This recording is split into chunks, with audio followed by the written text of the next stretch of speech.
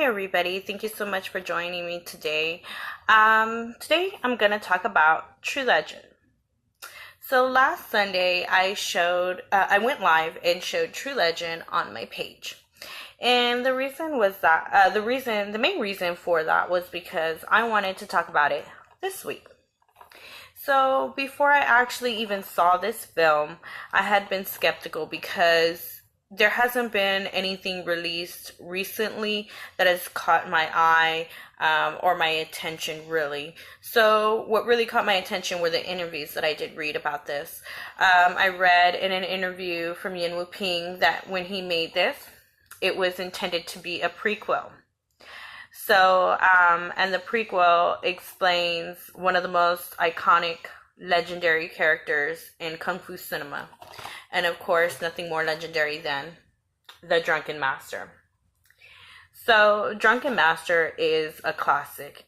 This film will be timeless, and so will the character itself, the Drunken Master.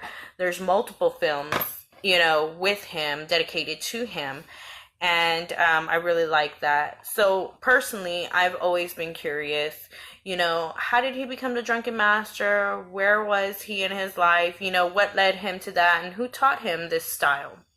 So, and it brings me to a few things that I've also read.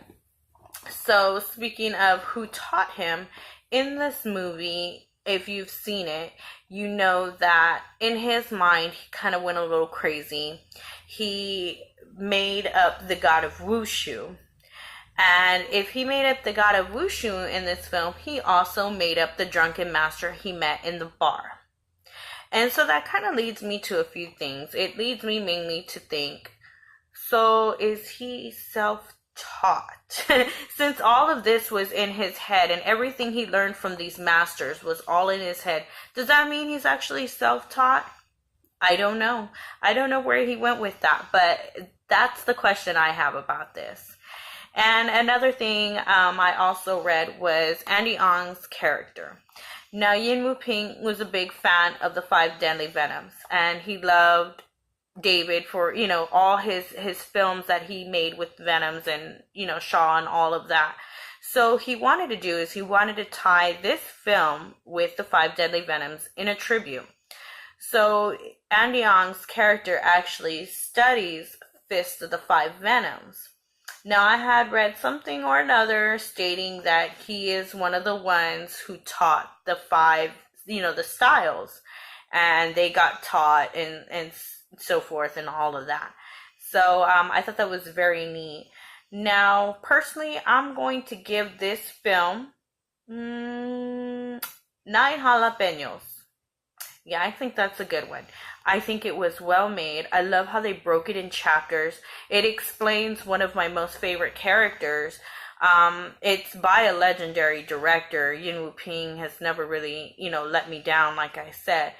And it's just, I love how he put cameos. You got Michelle, you got Gordon, you got Beardy, people who love old Kung Fu films. We absolutely love cameos. We love seeing these old, hearing these old references, seeing these old actors come out of the woodworks. It's really a treat for us. And, I thought that was really great. So that's why I give it the 9 jalapenos. And plus, it's just a great story. So my question is, out to the fans, what do you feel about it? Did you like it? Do you think it's overrated? Do you feel it's boring?